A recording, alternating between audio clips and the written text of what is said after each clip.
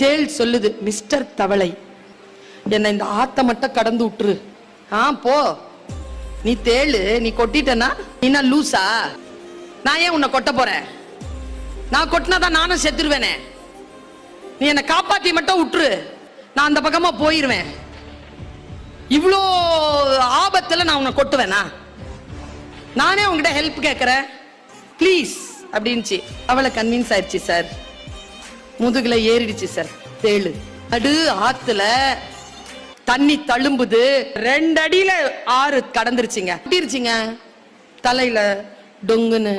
இப்போ தேள் முழுகுது, தவளையும் முழுகுது. நாம இல்ல தவளை.